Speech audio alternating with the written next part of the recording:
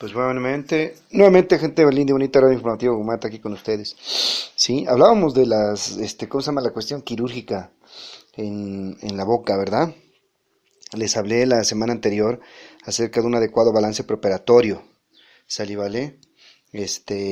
Nosotros tenemos que,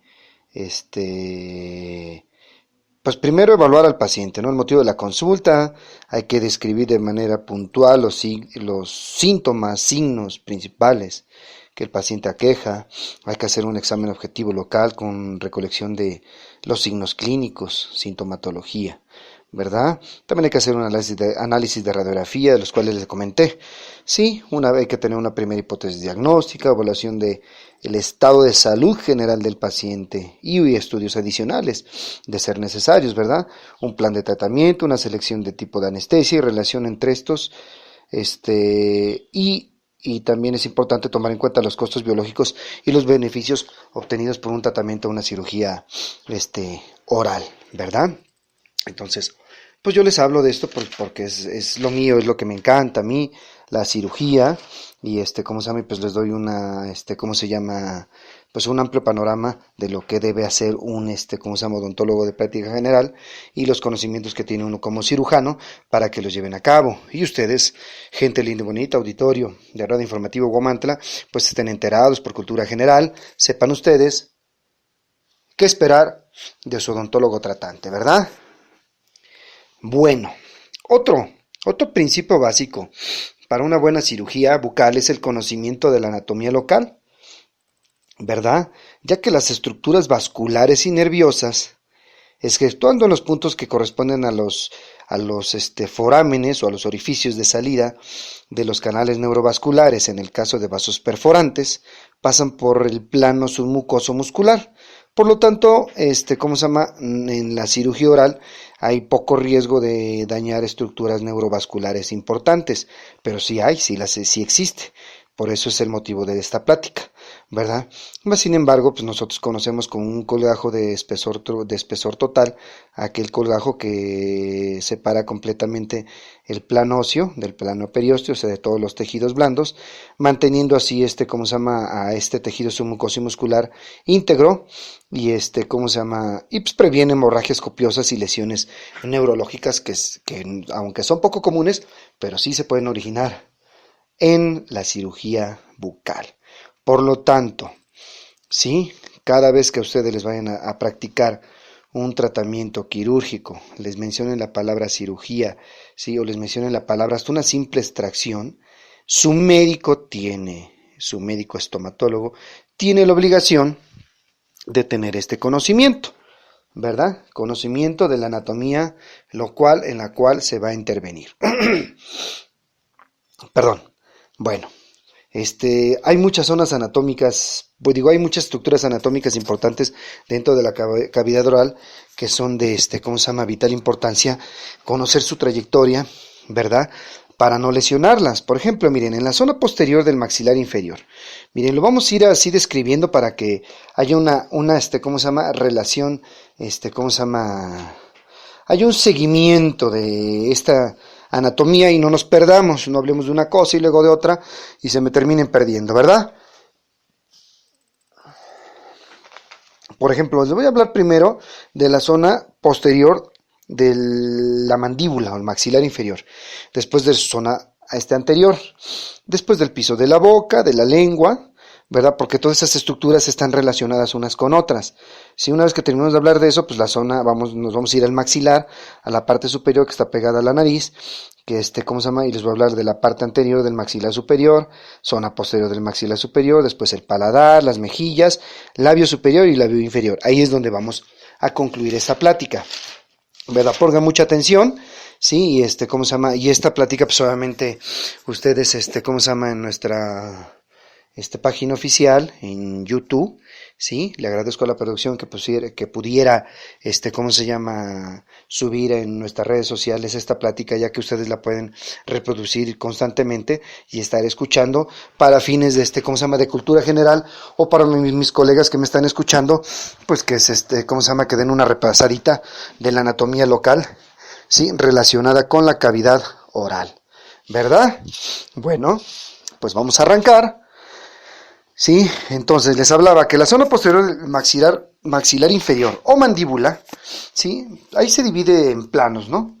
Para fines, ¿cómo se llama? Quirúrgicos, se divide un plano óseo, un cuerpo, una rama mandibular, ¿verdad? Sabemos que la mandíbula tiene un cuerpo y una rama. ¿Sale? ¿Vale? No voy a hablar de especificaciones óseas porque el motivo de esta plática no es no es una clase de anatomía, no, más bien es una plática, sí, que les va a dar a entender dónde se encuentran ciertas estructuras anatómicas importantes que nosotros tenemos que respetar, desde una extracción normal hasta a colocar una anestesia, ¿verdad? Para una simple obturación con resina o amalgama, una tapadita de muela, como comúnmente se dice, y como se llama, y esas zonas anatómicas que a veces sabemos que no están ahí, que pasan por ahí, pues hay que respetarlas, hay que tener mucho cuidado con ellas, ¿verdad? Entonces, el primero, el haz neurovascular alveolar inferior. Es una rama del nervio mandibular, tercera rama del quinto par craneal de 12 pares craneales que tenemos distribuidos en toda la cabeza y el cuello. Este entra en la mandíbula en correspondencia con la espina o espícula de Spix, así se nombra, ¿sí? Sobre la vertiente lingual de la rama mandibular. ¿Sale? ¿Vale? Recuerden que les dije que hay un cuerpo y una rama mandibular, ¿verdad? La rama mandibular que se va hacia lo que es la oreja, para que así lo entiendan, si después de haber abandonado la base craneal mediante el agujero oval, sí, que así se conoce, situado en el hueso esfenoides, es un hueso propio de los cráneos, y luego de haber pasado entre los músculos pterigoideos, ¿verdad?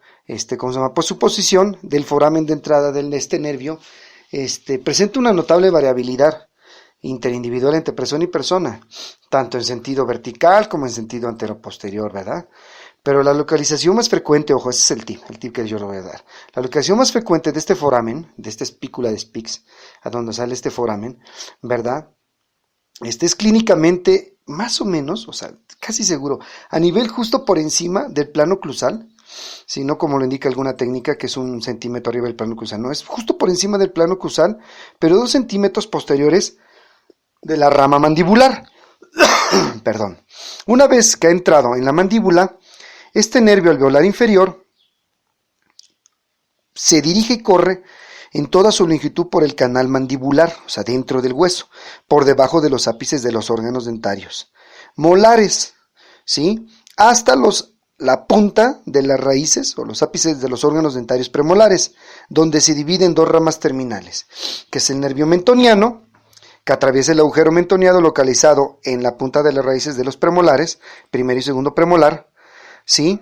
Y corre por fuera, junto a la arteria, ¿verdad? Junto a la arteria alveolar inferior, corre por fuera a nivel labial.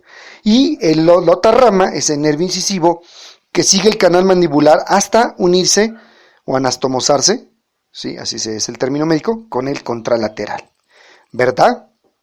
Eso sí, es bien importante que nosotros lo sepamos, porque necesitamos para obturar molares, para sacar una muela del juicio, para hacer tratamiento, el que sea, en los órganos dentarios posteriores e inferiores. Es importante conocer ese recorrido de ese nervio, ¿sí?